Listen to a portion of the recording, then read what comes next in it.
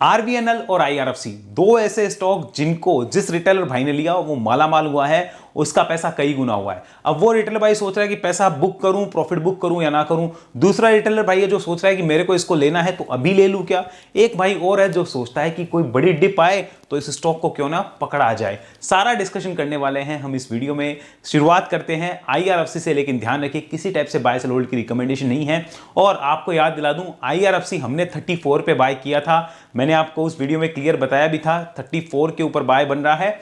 और ये स्टॉक जो है इस वीडियो में जब हमने डिस्कस किया, डेट आपके सामने चल रही है, उसके बाद में लगभग 90 रुपीज 95 96 का हाई लगा चुका है शायद। और मैंने यहां पे 72 पे इसमें कंप्लीट प्रॉफिट बुक किया था, जिसकी अपडेट मैंने टेलीग्राम एंड व्हाट्सएप पे डाली थी। अगर आप टेलीग्राम पे कनेक्ट नहीं है तो जरूर से कनेक्ट हो जाइए। अब बात करेंगे दोनों स्टॉक की क्या किया जा सकता है। सबसे पहले इसकी चाल समझ लीजिए और ये देख लीजिए कि आईआरएफसी और आरबीएनएल में है क्या। पहले इसकी चाल अगर आप देखेंगे तो आपको एक चीज पता चलेगी कि यहां पर हमने इसको ऐड किया था, बात करी थी, और फिर स्टॉक ने एक शानदार रैली पकड़ी है। हमारे लेने के कुछ ही हफ्तों के बाद स्टॉक लगभग डबल हुआ, 72 पे हमने प्रॉफिट बुक किया। अब इसको क्या फ्रेश लिया जा सकता है उसकी बात भी होगी, क्या यहां पर हमारे पास पड़ा है तो होल्ड करना चाहिए क्या, उसकी बात भी होगी। पहले इसकी चाल दिखा देता हूं आपको। पीछे देखिए इसकी चाल कैसी थी, इसकी डाउन ट्रेंड की चाल थी, तब ये स्टॉक ने यहां पे बॉटम लगाया, जो बॉटम करीब 20 रुपए के आसपास लगा था, 19-20 रुपए के आसपास। वहां से एक अप ट्रेंड की शुरुआत हुई, फिर स्टॉक एक लंबी रैली देने के बाद में क्या करता है, अगेन कंसोलिडेशन की रेंज में चला जाता है। कितने टाइम के लिए, लगभग 6 महीने के लिए स्टॉक जो है वो यहां पे मैं लिख देता हूं 6 मंथ। ये 6 मंथ के लिए कंसोलिडेशन की रेंज में चला गया। यानी एक चीज क्लियर है कि ना तो लगातार मंदी आती है ना लगातार तेजी आती है। तो अब जब तेजी आ चुकी है तो चांसेस कंसोलिडेशन के या डाउन साइड के ज्यादा होने के संभावनाएं नजर आती है। लेकिन इसका मतलब ये थोड़ी कि अभी पूरा बुक कर लिया जाए या ना कर लिया जाए, वो भी बताते हैं, अभी डिस्कस करेंगे। पहले इसको देखते हैं मंथली चार्ट पे कि मंथली चार्ट क्या बोलता है, फिर आरबीएनएल का चार्ट जरूर देखना, वो बहुत इंटरेस्टिंग होने वाला है। तो ये हमारे सामने आईआरएफसी का चार्ट। मैं यहां पर अगर मंथली में देखूं तो यहां पे कुछ समझ नहीं आ रहा, क्योंकि सीधी डायरेक्शन है। और देखा जाए इसको तो कई महीनों का ये जो लेवल था इसका ब्रेकआउट करके यहां आया, फिर कंसोलिडेट करके फिर ऊपर गया। तो अब एक चीज इतना पता चल गई कि स्टॉक जो है सीधा ऊपर तो जाता नहीं है, नीचे आके कंसोलिडेट भी तो करता है। अगर लेना ही है तो क्यों ना डाउन साइड में, अगर किसी को फ्रेश लेना है क्यों ना डाउन साइड में या कंसोलिडेशन करने के बाद लिया जाए, बजाय कि पहले लेने के। क्यों? क्योंकि कायदे से देखो स्टॉक ऑलरेडी 4 से 5 गुना अपने लो से हो चुका, 5x अपने लो से हो चुका। और जो इसका लिस्टिंग प्राइस था वो करीब 25 रुपए के आसपास था। 25 रुपए से अगर देखा जाए तो भी लगभग 4 टाइम्स जो है वो स्टॉक रिटर्न दे चुका है। अब 4 टाइम्स रिटर्न देने के बाद अगर हम एंट्री कर रहे हैं और हम सोच रहे हैं, जैसे एक चीज समझो, कोई स्टॉक 20 का था वो हो गया 95 रुपीज, तो वो ऑलमोस्ट 5 गुना हो गया।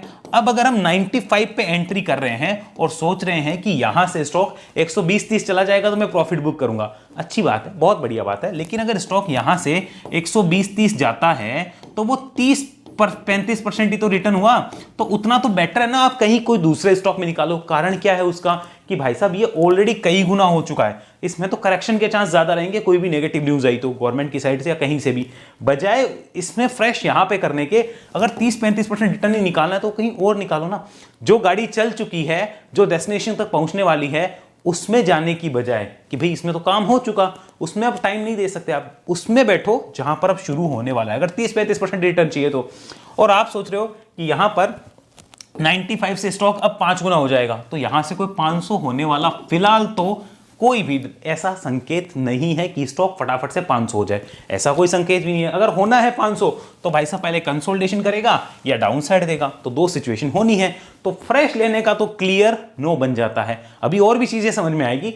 अब बात करते हैं क्या यहां पर हम लोग फ्रेश नहीं लेते तो क्या पूरा प्रॉफिट बुक कर लें। मैं बताता हूं मैंने क्या किया। मैंने कंप्लीट प्रॉफिट बुक किया है इसमें 72 के आसपास। और देखो फ्री वाली क्वांटिटी वो दूसरे अकाउंट में बाय करके छोड़ दो, यानी 34 रुपए पे कोई शेयर लिया, 72 हो गया, बीच में भी आपने बुक किया और मानो आपने कोई 15-20 हजार का प्रॉफिट किया हो। अगर आपने 15 हजार का प्रॉफिट किया तो 15 हजार के अमाउंट तक के शेयर दूसरे में बाय करके रखो ना, दूसरे अकाउंट में, ट्रेडिंग अकाउंट में मत लो, वो पड़े हैं लॉन्ग टर्म, उसमें कोई दिक्कत नहीं। इंटरेस्टिंग डाटा देखो यहाँ पे, ये इंटरेस्टिंग डाटा है। देखो आईआरएफसी ने जब ये वाली तेजी पकड़ी थी, ध्यान से देखना, जब ये वाली तेजी पकड़ी थी यहां से ऐसे, तब भी लोगों को लगा होगा ओ हो मिस हो गया, अब तो गया, अब तो कभी हाथ ही नहीं लगेगा, ये ट्रेन तो छूट गई, ऐसा ही लगता है ना। लेकिन वो छूटती नहीं है। अगर ये ट्रेन छूट गई तो दूसरी मिलेगी, दूसरी नहीं मिलेगी तो तीसरी मिलेगी। यहां अपॉर्चुनिटीज की कोई कमी नहीं है। अगर नॉलेज है तो, नॉलेज नहीं है तो फिर कमी है। यहां पे लोगों को लगा छूट गई, नीचे आया फिर ऊपर गया, लोगों को लगा ओहो फिर से मिस हो गई, अब क्या करें। ध्यान से सुनो, स्टॉक जो है अगर एक बड़ी तेजी पकड़ चुका है तो उसके बाद या तो कंसोलिडेट करता है, ध्यान से सुनो, या तो कंसोलिडेशन होगा या फिर गिरावट आएगी और कंसोलिडेशन होगा, दोनों में से एक सिचुएशन होगी। अब इंपॉर्टेंट ये हो जाता है हमारा 200 मूविंग एवरेज, इसको हमें रडार पे रखना है, इसको ध्यान रखना है। स्टॉक जब भी ऊपर गया है तो इसको टच करके गया है, चलो टच मत कर भाई, इसके पास भी आ जा, तब भी अगर लोगे तो इसको स्टॉप लॉस बना के या इसका काम करके ले सकते हो, या इसके नीचे जाने पे एग्जिट, ऊपर आने पे एंट्री कर सकते हो, कुछ तो कर सकते हो अगर इन्वेस्टमेंट करना है। इसके पास लेने में ज्यादा सेफ्टी होगी बजाय कि इतना ऊपर लेने के। अब इसको यहां पर देखो, वापस समझो, यहां पर जब ये प्राइस था, इसका हाई कितना था इस कैंडल का, वो आपको दिख रहा होगा यहाँ पे 37, और ये जो ईएमए आ रहा था उस टाइम पे वो लगभग आ रहा था 23 रुपए, 21 रुपए, 22-23 के आसपास, 23 का, और ये था 37। यानी दोनों का अगर डिफरेंस देखा जाए इस प्राइस से तो कितना डिफरेंस हो गया, लगभग 50 से 70% का डिफरेंस। तो इतना डिफरेंस कोई चलता थोड़ी है, इतना डिफरेंस थोड़ी चलता है। वो प्राइस कंसोलिडेट करने आता है या नीचे आता ही है, तो इसमें भी अब की बार भी ऐसा ही होगा क्या, आओ देखते हैं। चलो इसको यहाँ पे देखते हैं, पूरा वीडियो देखना, उससे पहले मत सोचना लूं या बेचूं। अब देखो यहाँ पर देखो स्टॉक ने कितने टाइम कंसोलिडेट किया, अगेन टाइम पास किया, कुछ किया, फिर ब्रेकआउट दिया। लेने में उस टाइम पे समझदारी है ना, अगर आपको स्विंग ही खेलने तो देखो फिर क्या हुआ, फिर मजा आया। अब आज की डेट में क्या है, यहां पर ये प्राइस आ रहा है कितने पे, 40 रुपए पे, 40 रुपए के आसपास आ रहा है हमारा ईएमए का प्राइस, और ये अभी 90-80 की रेंज में चल रहा है, तो ऑलमोस्ट 2x है, ये इतना डिफरेंस है, तो चलेगा नहीं है। इसका एक ही समाधान हो सकता है कि यहां पर स्टॉक कंसोलिडेट करे या डाउन साइड है, तभी ये एडजस्ट होंगे, वरना एडजस्ट नहीं होंगे। और इतने डिफरेंस के ऊपर आइडली तो बाय नहीं करना चाहिए, बाकी कोई करता है तो अपनी इच्छा है। अब अगर होल्डिंग में है तो क्या करें, देखिए मैंने प्रॉफिट बुक किया है। अब इंपॉर्टेंट लेवल यहां पर फिलहाल कोई नजर नहीं आता सिवाय एक लेवल के, जो कि ये लेवल है यहां पर, क्योंकि इसने जब एक डाउन साइड दी थी तो इस लेवल को एक सपोर्ट बनाया था, ये है 67 का। ये देखो इसके नीचे आता है तो दिक्कत दिखती है चार्ट पे, लेकिन ये भी बहुत सॉलिड सपोर्ट नहीं है, माइनर सा है। तो इस चार्ट पे कोई व्यू फ्रेश वाला तो निकल के नहीं आ रहा। ध्यान से सुनो, अगर किसी के पास इन्वेस्ट है तो वो क्या करे भाई, कुछ ना कुछ प्रॉफिट बुक जरूर करना चाहिए, पूरा नहीं तो प्रॉफिट बुक चाहे वो पार्शियल करे, करना चाहिए, इतनी समझदारी तो रखनी चाहिए। पार्शियल प्रॉफिट बुकिंग होनी चाहिए, वरना वो नीचे आएगा ना, मौका नहीं मिलेगा, फिर सोचते रहेंगे नहीं किया। सेकंड चीज, कोई ट्रेड बनती है क्या, जी नो, ट्रेड तो फिलहाल नहीं बनती। थर्ड चीज, क्या फ्रेश इन्वेस्ट क्या कर सकते हैं, यहां पे मैं लिखता हूं फ्रेश इन्वेस्ट, क्या बनता है, जी नो, अभी फिलहाल नहीं बनता, उसके लिए वेट बनता है। अब कई एक कैटेगरी होगी जो कहेंगे हम एसआईपी कर देंगे। देखो एसआईपी आप कभी भी करो किसी भी स्टॉक में, कोई दिक्कत नहीं है, बट उसमें आपके अंदर पेशेंस होना चाहिए, टाइम लंबा लगेगा, ये ध्यान रखना, क्योंकि ऑलरेडी रन आने के बाद अगर आप कर रहे हो टाइम लगेगा। वही आप नीचे गिरने पे यहां पे करो तो टाइम नहीं लगता, वो आपको जल्दी ही रिटर्न्स दे देते हैं। तो ये ध्यान रखना, कोई स्टॉक इतने गुना होने के बाद अगर आप फ्रेश कर रहे हो तो सोच के चलो कि यहां पर ऑलरेडी 5 गुना होने के बाद आप सोच रहे हो आपके लेने के बाद 5 गुना और हो जाएगा, नहीं होगा। फिर एग्जांपल देता हूं, यहां पर 20 रुपए का स्टॉक, 20 का स्टॉक 100 हो गया। अब आप सोच रहे हो यहां से 5 गुना होगा, 500 नहीं होगा, उसके लिए उसको बहुत से पापड़ बेलने पड़ेंगे, इतनी आसानी से नहीं होते हैं। और अगर हुआ है तो फिर बहुत सावधान होने की जरूरत है, क्योंकि अगर वो शॉर्ट टाइम में बड़ा रिटर्न दे रहा है तो बड़े टाइम में वो बहुत छोटे रिटर्न देगा। विश्वास नहीं होता 2003 से 2008 की बुल मार्केट निकाल लो, फिर भी विश्वास नहीं होता 2014 से 15 की निकाल लो, फिर भी विश्वास ना हो तो 17 की निकाल लेना। हर बार जिन स्टॉक ने बहुत तेजी से रिटर्न्स दिए हैं वो फिर लंबे टाइम में नहीं चले, इसलिए उनको खड़ा होने दो, थोड़ा वेट करने दो, कंसोलिडेट करने दो, फिर नई एंट्री बनती है। ऐसा नहीं जिनके पास है वो पूरा बेच के निकल जाए। कई लोग होंगे बहुत अच्छी कंपनी है, ऐसा जा रहा है वैसा जा रहा है, बेचने का बोलते हो, कौन बोल रहा है बेचने का भाई साहब? हम कह रहे हैं पार्शियल प्रॉफिट बुकिंग होनी चाहिए, और हमने खुद ने करी है पार्शियल प्रॉफिट बुकिंग। फ्री वाले स्टॉक रख के छोड़ दिए, माइंड में कोई टेंशन नहीं है। फ्रेश यहां पे लेना बेवकूफी का सौदा होगा, ये ध्यान में रखना। बाकी भी फिर भी किसी की इच्छा है तो 67 का इंपॉर्टेंट लेवल है, ध्यान में रख सकते हो। अभी इनके ऊपर कोई नहीं बोलेगा आईआरएफसी आरवीएनएल के ऊपर, जब नीचे आ जाएंगे ना, यहाँ पे कभी भी नीचे आएंगे या कंसोलिडेट करेंगे तो आपको ज्ञान देने के लिए आएंगे पार्शियल प्रॉफिट बुकिंग करनी चाहिए थी। तो भाई साहब वो तेजी में होती है, मंदी में नहीं होती है पार्शियल प्रॉफिट बुकिंग, ये आप खैर बाद में समझोगे धीरे धीरे। अब चलते हैं आरवीएनएल पे, सारे डाटा इसमें देखिए कि फ्रेश बाय नहीं बनता है और क्लियर एक्सप्लेनेशन हुआ। अब चलते हैं आरवीएनएल पे। तो अब हमारे सामने चल रहा है आरवीएनएल का चार्ट, देखिए बहुत सा क्लियर, ये आईआरएफसी से ज्यादा क्लियर चार्ट है। और स्टॉक को ध्यान से देखो, 10 रुपए का लो लगा था, यहां पर 10 रुपए का लो लगा था, मैं वापस लिख देता हूं अच्छे से, ₹10 ये लो। और अगेन हाई कितना है, ऑलमोस्ट 200 रुपीज का हाई है, 20x का रिटर्न है। और कितने टाइम में, 2020 से 23 के बीच में, in the span of 3 years 20 times हुआ है लो से, और अगर इस हाई से देखा जाए या फिर आप ये कह सकते हो कि लिस्टिंग प्राइस के आसपास से देखा जाए तो वो 20 रुपए के आसपास था, तो वहां से भी 10 गुना तो कम से कम स्टॉक हो ही गया है। इसका हमें ध्यान रखना होगा। तो इतना होने के बाद अब सिचुएशंस क्या है वो देखो। क्या चार्ट नेगेटिव है क्या? जी नहीं है, मैं इसमें साफ कह रहा हूं आरवीएनएल का चार्ट नेगेटिव नहीं है। तो नेगेटिव कब होगा वो अभी देख लेते हैं। पहले चाल समझ लो। स्टॉक ऊपर आया, कंसोलिडेट किया, ऊपर आया, कंसोलिडेट किया, और फिर ब्रेकआउट दिया, फिर ऊपर आया, फिर कंसोलिडेट किया, फिर ब्रेकआउट दिया, फिर ऊपर आया, फिर कंसोलिडेट किया। तो इसकी चाल क्या है?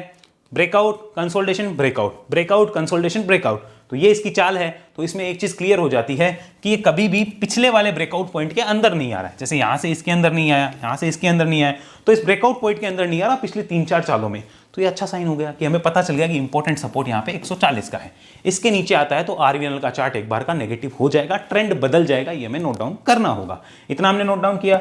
मंथली चार्ट चलते हैं, देखो मंथली क्या बोलता है। फिर डेली भी चेक करेंगे, हमें सब चीज चेक करनी है।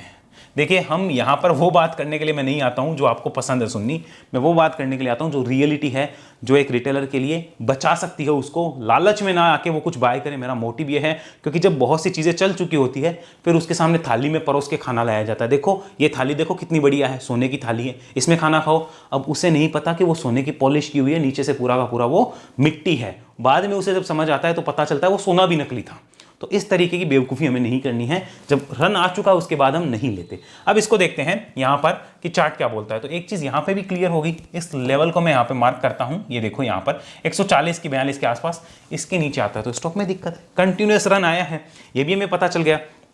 मंथली चार्ट नेगेटिव है क्या? जी नहीं है, आज की डेट में नेगेटिव तो नहीं है, ना आईआरएफसी का है ना इसका, नेगेटिव नहीं है। अब डेली चार्ट पे बात करते हैं। तो अब हमारे सामने चल रहा है वीकली चार्ट। अब वीकली चार्ट क्या बोल रहा है वो हमें समझना होगा। तो देखो वीकली चार्ट पे क्या बेरिश है, हमें ये पता करना है कि क्या चार्ट जो है वो बेरिश है क्या। तो इसका आंसर क्या है? नो, बेरिश नहीं है। लेकिन चार्ट का ट्रेंड खराब कब होगा? 140 के नीचे, ऑलमोस्ट 145 140 के नीचे ट्रेंड खराब हो जाएगा। तो अभी जिनके पास होल्डिंग में है, सुनो ध्यान से सुनना, जिनके पास होल्डिंग में है उनको क्या करना चाहिए? पूरा प्रॉफिट बुक कर लें। पूरे का तो पता नहीं, लेकिन पार्शियल प्रॉफिट बुकिंग जरूर होनी चाहिए। ध्यान से सुनिए, पार्शियल प्रॉफिट बुकिंग मस्ट है, जरूर होनी चाहिए। पार्शियल प्रॉफिट बुकिंग जरूर होनी चाहिए। अब बाकी रिमेनिंग कब होनी चाहिए? दो केस है, या तो 140 के नीचे है तब कर लो, या फिर ऊपर जाता है तो ऊपर की साइड राइड करके कर सकते हैं। थर्ड केस क्या है कि यहां पर अभी अपने आप उतने शेयर्स बेच दीजिए जितनी आपकी कॉस्ट कवर हो जाए, प्लस स्मॉल प्रॉफिट भी आपको कवर करके दे दे, ताकि आपकी जेब से कुछ नहीं जाएगा, कवर हो जाएगा। फिर स्टॉक जैसे 140 के नीचे आता है तो कुछ क्वांटिटी और आपको बेचनी हो तो बेचो, वरना लॉन्ग टर्म रखना है तो कोई दिक्कत नहीं है। बट ये रिमेंबर रखो, क्या अभी फ्रेश का बाय करने का समय है क्या? फ्रेश पहले बात करते हैं बाय करने का, बाय फॉर इन्वेस्ट यहां पे लिखते हैं। क्या फ्रेश इन्वेस्ट करने का समय है क्या? तो उसका आंसर है नो, नहीं है।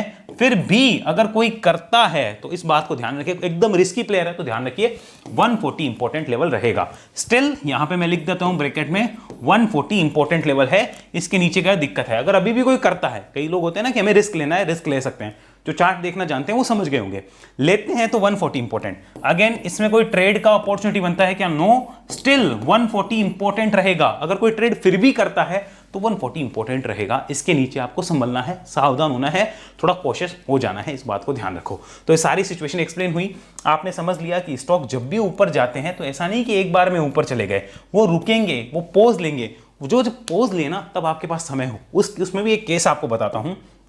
जैसे देखो स्टॉक ने यहाँ पे 2-3 बार अटेम्प्ट किया, यहाँ पे पोज लिया, ये पोज लिया। अब यहाँ पर वो बार बार अटेम्प्ट करने के बाद भी अगर ऊपर नहीं जाता और आपको दिखता है कि अब वो लोअर ट्रेंड में चला गया, यानी डाउन ट्रेंड में जा रहा है, तब आपको उस साइड भी बेच के निकलना होता है। इसमें देखिए डाउन ट्रेंड आ ही नहीं रहा था, ये देखिए अप ट्रेंड में ही स्टॉक था, तब वो ऊपर जा रहा है। अभी भी स्टॉक अगर यहाँ पे ऐसे खड़ा हो जाता है, एक रेंज बना लेता है, मानो महीने 2 महीने के लिए बनाई, बनती है नहीं बनती वो अलग बात है। तो अगर स्टॉक उसके बाद ऊपर जाने के बजाय ऐसे आता है नीचे, तो आपको यहाँ पर भी एग्जिट लेना चाहिए, इस बात को ध्यान रखो। ऐसे ही अगर अभी डायरेक्ट नीचे आता है इसके नीचे, तो भी एक एग्जिट बनता है, मतलब स्टॉक का ट्रेंड बिगड़ता है। एग्जिट करो ना करो that is totally up to you, लेकिन यहां पर फ्रेश लेना बहुत रिस्की काम होगा, क्योंकि आप उस चीज पे दाव खेल रहे हो जो ऑलरेडी 20 गुना हो चुकी है। ध्यान से समझो, आप क्या सपने लेकर आए हो वो देखो। सपने लेकर रिटेल भाई क्या आते हैं, 10 का कितना हुआ 200, चलो 200 पे ले लेता हूं, अगले 2-4 साल के अंदर 2000 हो जाएगा। कितना हो जाएगा? 2000 हो जाएगा। अगले 2 से 4 साल के अंदर 2000 हो जाएगा। पहली बात तो ये 2 से 4 साल का ये जो पेशेंस है, ये किस किस में है भाई? है क्या किसी में पेशेंस? नहीं है। अगेन ये बीच में करेक्शन करने आया, मानो कोई क्रैश आ गया तो क्या करोगे? क्योंकि आपके और मेरे हाथ में तो रिस्क रिवॉर्ड है, आपके और मेरे हाथ में मार्केट थोड़ी कि हम इसको 2000 खींच देंगे। तो अगर बीच में आ गया 50% क्रैश कर गया, 10%, 20%, 40%, तो करोगे क्या? बैकअप प्लानिंग क्या है ये बताओ? स्टॉप लॉस फॉलो होगा नहीं, क्योंकि आपका माइंड में रहेगा 2-4 साल रख लेंगे, कोई दिक्कत नहीं है, 2000 जाएगा ये स्टॉक, ऐसा माइंड चलेगा। तो भाई साहब जो सपने लेकर आप आए हो ना, उनके टारगेट हो चुके हैं। यहाँ पर नया फ्रेश लेकर कोई मतलब नहीं है, स्पेशली बिना स्टॉप लॉस के कोई मतलब नहीं है। और ये जो सपने आप ले रहे हो ये लेने चाहिए, खराब नहीं है, लेकिन उसके लिए उतना पेशेंस भी लगता है और उतनी आपकी एनालिसिस भी लगती है। आपका रिस्क रिवॉर्ड अगर नीचे आता है तो मैनेजमेंट कैसे होगा वो भी लगता है। सारी चीज़ सोच के फिर काम होता है। तो अगर वो नहीं है तो एक बार क्लियर नो। और मैं तो कभी भी कोई स्टॉक इतना बढ़ने के बाद यहाँ फ्रेश बाय नहीं करूंगा, वेट कर लूंगा। अगर कोई ट्रेडिंग अपॉर्चुनिटी तो फ्रेश बाय करके इन्वेस्टमेंट के लिए क्लियर नो है, बैठना चाहिए, वेट करना चाहिए कि एक बार नीचे आओ, करेक्शन दो, कंसोलिडेट करो, फिर देखेंगे कहाँ भागी जा रहा है। और तू नहीं तो कोई और सही, कोई और नहीं तो कोई और सही, कोई खत्म तो अपॉर्चुनिटी यहाँ होती नहीं है। एक जाएगी दूसरी आएगी, सिंपल सी बात है। एक अपॉर्चुनिटी गई है, दूसरी अपने आप आ जाएगी। अगर आप एक के पीछे पागल हो जाओगे, दिमाग आपका ही खराब होगा और कुछ नहीं होना। तो आई होप आपको समझ आया होगा क्या कहने का मतलब है और इनमें क्या किया जा सकता है। दोनों के चार्ट नेगेटिव नहीं है, लेकिन दोनों के चार्ट उतने बुलिश भी नहीं है कि अभी फ्रेश एंट्री करी जाए और लॉन्ग टर्म के लिए अब बैठा जाए कुछ नया माल लगा करके। हालांकि ये स्टोरी ओवर नहीं हुई है, रेलवे के स्टॉक आगे भी चल सकते हैं, बट यहां पर फ्रेश लगाना किस एक्सपेक्टेशन के साथ लगा रहे हो? ये वाली एक्सपेक्टेशन की 10 गुना वाली, तो आपको धक्का लग सकता है, क्योंकि बीच में मार्केट गिरेंगे भी, स्टॉक्स भी गिरेंगे, थीम भी चेंज होगी, पैसा रोटेट भी होगा, इस सेक्टर से उस सेक्टर में, उस सेक्टर से तीसरे सेक्टर में, ऐसे जाएगा। तो उसको आपको झेलना आएगा या नहीं आएगा, खुद से पूछो। सपने बेचना बड़ा आसान है, मैं आपको बोल दूं 2000 जाएगा, बहुत अच्छा सपना है, लेकिन सपने से काम नहीं होता है, ये हकीकत होगी या नहीं होगी। और अगर इसके रिवर्स कुछ होता है तो हमारी प्लानिंग क्या है वो इंपॉर्टेंट है। अगले वीडियो में मिलेंगे। आई होप मैंने सब कुछ एक्सप्लेन किया है। वीडियो अच्छा लगे लाइक करिए, उन दोस्तों के साथ शेयर करिए जिनके पास IRFC या RVNL है और जो लेने की सोच रहे हैं उन तक पहुंचाइए, ताकि वो कंसल्ट करें अपने प्यारे फाइनेंशियल एडवाइजर के साथ और फिर ही कोई डिसीजन ले अपनी समझ, बुद्धि और विवेक के साथ। और ये एनालिसिस सीखने के लिए, समझने के लिए आपको आना पड़ेगा वेब एनालिसिस में, जहां मैं पर्सनली आपको ट्रेन करता हूं और उसके बाद आप लाइफ टाइम मेरे ट्रेनिंग ग्रुप का पार्ट बन के रहते हैं, ताकि कोई भी प्रॉब्लम आए तो डायरेक्ट कॉन्टैक्ट आप कर पाएं। ऐसा नहीं कि आपने प्रोग्राम किया और आप चले गए, आपका कनेक्शन हमारे साथ स्ट्रांग रहता है, बॉन्ड रहता है। ट्रेनिंग ग्रुप में तो स्पेशली आपका कनेक्शन हमेशा के लिए जुड़ ही जाता है। मिलेंगे अगले वीडियो में, तब तक के लिए धन्यवाद। और अगर अकाउंट ओपनिंग से रिलेटेड कोई इशू है, इस नंबर पर कॉन्टैक्ट करिए। वेब एनालिसिस से संबंधित कोई भी बात करनी है, इस नंबर पर कॉन्टैक्ट करिए। डिस्क्रिप्शन में डिटेल है, वो भी पढ़िए। अगले वीडियो तक के लिए बहुत बहुत शुभकामनाएं। जय हिंद, जय भारत।